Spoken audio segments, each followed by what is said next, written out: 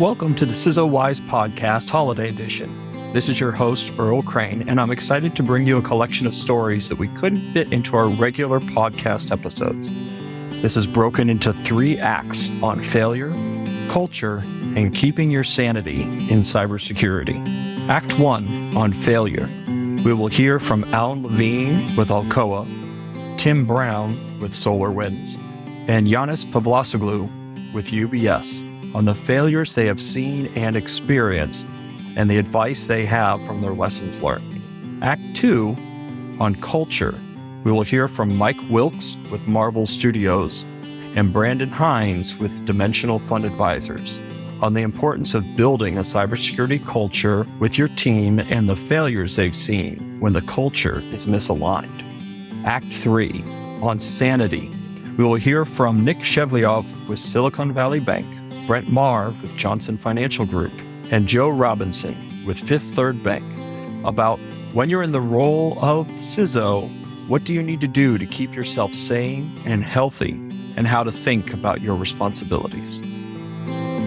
It was the single biggest technology disappointment of my entire career. I was fed a line of bull by the vendor. It was cutting edge technology, and I took a gamble. I lost the bet. Listen to CISOWise on the go by subscribing to the CISOWise podcast, available on all podcast apps. This episode is brought to you by the Carnegie Mellon University CISO Certificate Program, which is named a National Center of Academic Excellence in Information Assurance Education by the NSA and the Department of Homeland Security. In the CISO program, you will learn the skills you need to be an effective CISO through targeted, interdisciplinary coursework and hands-on practical applications led by faculty from Carnegie Mellon University's Hines College and the Software Engineering Institute, including yours truly. I invite you to learn more by visiting hines.cmu.edu/CISO or follow the link in the show notes below. You've probably gotten a really good sense of detecting from a vendor or a type of technology if it'll work or if it's not quite there yet. How do you think about some of the smart tech as it's coming in and say, this is something I'm going to take a risk on? You can march your organization down the wrong road a couple of times, and people will suffer you. You can misspend a couple of times as a CISO, and people will understand technology is difficult. The threats and risks are a moving target. But over time, you finally have to get it right. And the way that I learned to get it right was to do as much research as I could with my teams. I made sure that my teams each assigned people that specialized in research. I think it's a mistake to just rely on the Gartners and Forresters. I think they have value, but I think it's a big mistake if you just rely on them and say, boy, as long as I pick something in the top right quadrant, I'm a genius. Invariably, it's a matter of, will that solution really work? Will it really work as advertised in your environment, given your conditions? And then, most importantly, what happens when it doesn't work? I had a fair amount of buyer's remorse as a technologist, as a CISO. That IPS story that I told earlier, I ended up not buying that. We did at one point buy a new proxy server which promised SSL teardown. So one of our issues, I think it's a persistent issue for cybersecurity folks, is that on the one hand, you're doing the good deed by encrypting, including, for example, enforcing the rules that you're only going to have your users interacting with secure sites. However, once all of that encryption's in place, it makes it much more difficult to see what's exiting your organization, including exfil, right? And so this particular proxy vendor came to us and said what they specialized in was SSL teardown. They could, on the fly, decrypt, give you a snapshot of what was in that file, re-encrypt, and send it on its way. And there would be minimal disruption to network traffic. We deployed it on a Monday. On Tuesday, I got a call from one of our shipping organizations in the United States. I'm not sure. I'm from Brooklyn, New York, and I'm not sure I ever heard that many foul words in one phone call, because everything they were doing was encrypted because we told them it had to be encrypted. And the SSL teardown was not taking milliseconds or even minutes. It was taking hours. And in some cases was failing. So it would decrypt just fine. It would not re-encrypt. And because we required them to use HTTPS, guess what? The entire transaction failed. Because of that, the shipping department couldn't ship. And because of that, we were losing money. And so I think it took 2 weeks to undeploy that, to remove it from our environment. It was the single biggest technology disappointment of my entire career. I was fed a line of bull by the supplier. Mm-hmm. It was cutting edge technology, and I took a gamble, and I lost the bet. What advice would you give to a CISO when they either have a fear of a massive breach or that they are needing to prepare for it? What was something that you thought was one of the most useful things you did in regards to dealing with this breach? Yeah, I guess a lot of it goes back to understand what your customer is. That's the big thing. Communicate to them as what you can and as often as possible so that they have enough information to move forward. The more sharing, the better you are in the environment. Absolutely be prepared for small and large incidents and test your processes. Make sure you do have the right people on speed dial. Make sure that you test that process. The model of response is not just a technical response. It's not just a security response. There's a response that takes apart every part of your organization. So it's important you test that. It's important that you model that. It's important that you're ready for that. So to prepare for it, make sure that you test it. Make sure that you have a plan. So threat modeling, all the different types of impacts and actors from your legal to your public relations and elements, then trying to figure out how would we do and testing those. Develop your community at the same time, right? Develop your internal, right? So make sure you know the right players in the middle, right? Make sure that you are connected to all the people that are part of your response plan. That way you're not trying to develop relationships at that last minute. I'm wondering if you could go back in your archives and think about situations where you saw the lack of that resiliency and the pain and the consequences. I'll give you an example. Is I was with an organization and we suffered a DDoS attack, and it was a significantly large one, to the point that it overpowered the initial thresholds we had of our procedures put in place for DDoS. And it triggered a higher level of protection that resulted in a greater cost. And it got into the millions of dollars that we were billed for in our DDoS protection. And ultimately, the systems that we had, though we survived the DDoS attack, what was not resilient was the processes to handle the financial impacts and consequences of that event. Mm-hmm. So maybe you can share some examples of when things were not as resilient as they needed to be. Yes, organizations are not often built by processes that tend to have the ability to absorb disruption. So if you're building a process within an organization, not a cyber process, a generic process that is able to adapt and evolve and become better, then it's very likely that that same process has been designed with the ability to absorb disruption because it has fail-safes in it. Examples of those fail-safes, to just get very specific. Do we have within that process the 4I principle applied when a decision is being made that is key? So 4 eyeballs, I think that as dual control, you're saying 4I, 2 persons, 4 eyeballs. Right. Go on. So you had examples of 4I principles. So if we have a process that has the ability for 2 people to be checking a key decision point, the 4I principle, if we have a process that is able to improve over time, that gives us the ability to make sure that when a disruption becomes part of that process, we're able to react and potentially absorb that disruption. Act 2, culture. Mike Wilkes with Marvel Comics will share with us on the importance of having a social contract with your team. And then Brandon Hines with Dimensional Fund Advisors will share with us the misalignments he's seeing between culture and a new CISO. Finally, we'll wrap up with Mike Wilkes again on how Marvel Studios has maintained its standards of security for so long.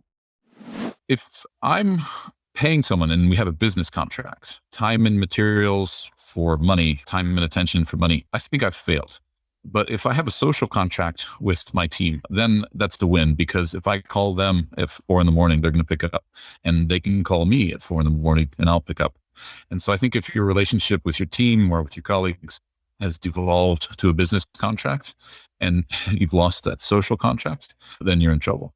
I think that's a great point to take a health check of your team and ask yourself as a CISO, what's the strength of my social contract versus what's the strength of my business contract? That's probably something we don't do enough. And I think maybe one of the traits that you see of a leader that does highlight that social contract is someone that will ask, how are you doing? How's your family? And be able to build from there. Yep. No, I think that's been an important part of the teams that I've built. Obviously, you don't want that knowledge walking out the door after just 6 months of training and investments in hiring that person. But like I said, growing the talent is sometimes easier. I can teach people on my InfoSec team, but I can't teach them to be hungry and curious and have an appetite to learn. Find the hunger first. And I can teach you security, but I can't teach you passion. Do you have any examples, maybe from earlier on, where you've seen individuals who maybe over-focused on certain areas and they needed to course correct? Yeah, I have witnessed a CISO hired into an organization at one point, and they did their own internal assessment. And I think they brought a lot of their experience with them to an organization, which is always important to bring your experience. But it's a new organization. It's a new set of risks. And they escalated all the way up the chain, all the way up to the CEO, all of these risks. And they thought that the world was going to cave in. And it didn't play to the narrative. Maybe it was true, maybe it wasn't true. You never know unless if you're the one in that situation. But he didn't last long. The world didn't cave in. So maybe he was misaligned with the organization. So it goes back even to culture. That might have been a CISO that wanted to come in and be a savior. They said that they saw these problems, and that they were going to come in and fix them. And that hit the pragmatic reality of an organization that knew it from the culture and said, yeah, we don't quite believe everything you're saying here, and that they hadn't established the trust. That's correct. And I see this all the time with folks, even in IT, where they wanted to escalate. How do you know that you're aligning with the real business risk? When you get into the technology, and we've got so many technology vendors that are really bad at this, they've got all of these dials and widgets and buttons that you can press within the software, and you can do all of this stuff. And that's an entire career just to know all of those buttons and widgets. And you go through all their training and their documentation, and they're training people to be able to address all sorts of types of risks. But unless if you can translate that to what the business process is and what the business need is, you have people who start escalating things left and right, saying, we must do this, we must do this, we must do this. And that might be the gnome you have in the front yard as an ornament. And it might be a part of the crown jewels of the business. And unless if you know the difference between those, you're not going to have a very productive conversation between those folks in technology and those folks in business. You're just going to set yourself up for a lot of conflict that you have to manage. Conflict and then exhaustion. Yeah. And especially when you're starting a function, anything that is not contributing to forward progress is pulling you back. You have to be always forward focused. And so anytime you can help get alignment and get people moving forward, that'll just put you in a much better position.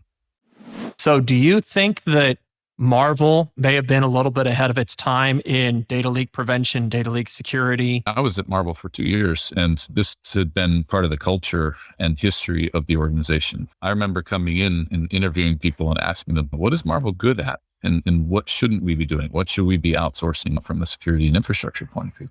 Because I was working in DevOps and also enterprise architecture and InfoSec. And wearing these different hats gave me a reason to talk to all sorts of people in the organization. And a lot of that knowledge of what makes Marvel special is not coded anywhere, not written down. And so I wanted to try to capture that and try to understand what are some of the things that it's inherent in the DNA of the organization and passed on from person to person when they join, because that's a sort of tacit knowledge transfer that just comes from working there. So yeah, they had a lot of deeply rooted paranoia that was there for various reasons, potentially going all the way back to the founding of the company and Stan Lee and the competition for storytelling and for artwork. Act 3, Philosophy. Nick Shevelyov with Silicon Valley Bank will provide his advice for a new CISO and how to deal with their increased responsibilities. Then Brent Maher with Johnson Financial Group will share with us his insights on how he engaged with business units to keep his sanity and drive his program forward. And lastly, Joe Robinson with Fifth Third Bank will share with us the insights he gained in not taking business decisions personally. So let's go back to Marcus Aurelius with the principle of knowing yourself, because certainly we'll hear people who are still relatively new. If you could take a moment and talk to a new CISO or a CISO that's rising into a position, they just got this position, and so they may have imposter syndrome. What advice would you give to them who's now been given this greater responsibility in their first time in that situation? Say, take a deep breath. Think about the long game, build relationships both in security and outside. The CIO should be your best friend. You should be able to have creative tension and have good, sound discussions about needs. Take a look at your budget and think about what portion of your budget would you give to technology to fix problems at their root before they get to you. An example is, are your developers shifting left and thinking about security and privacy by design? If the CIO doesn't have the budget, help them get that budget or give them a portion of your budget, right? You'll be solving problems at their root before they get to you and manifest themselves in vulnerabilities.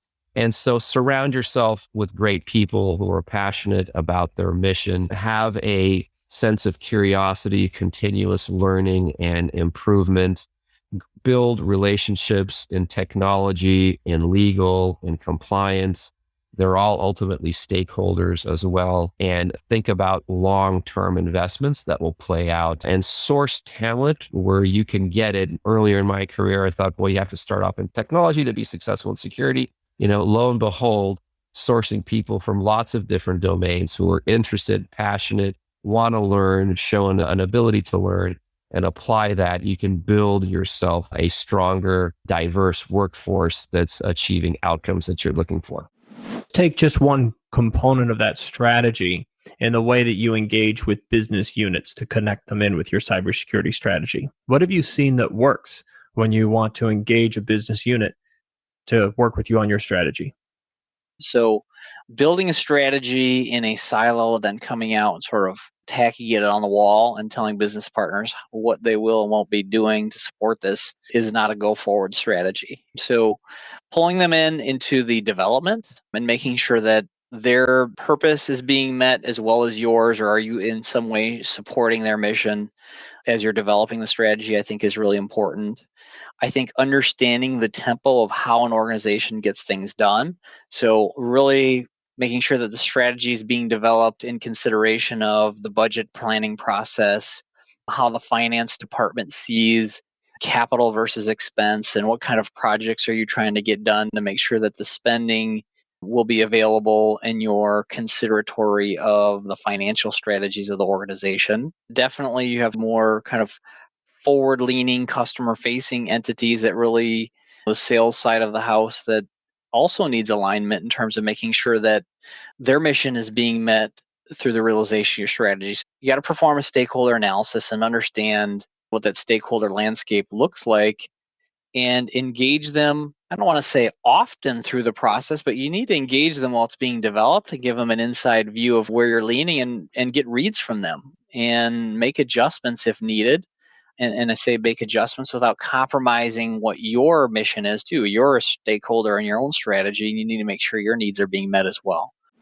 One of the items that comes to mind as we talk about this topic as well is don't let it become personal. These decisions should not be personal reflections, right? They're not intended to reflect on you personally as a CISO. Your job is to educate, to make people aware of, and to your point, Earl, to let them know what yes could look like. Now, they may choose no based on what that looks like. It's not something you should be internalizing and taking personally. You should be focused on educating, bringing options to the table, letting people know the situation that they're dealing with from a risk perspective. And I would highly suggest you provide your opinion and your suggestions of what you think the organization should do, but leave it on the table as a set of options. That's some good advice. I hope you've enjoyed listening to our holiday episode. You have been listening to the CISOWise podcast. Join us next week when we talk to Yiannis Pavlosoglou, former UK CISO for UBS, about resilient systems. Learn more about how you can get the wisdom and insights of a world-class CISO as your cybersecurity mentor at www.CISOWise.com.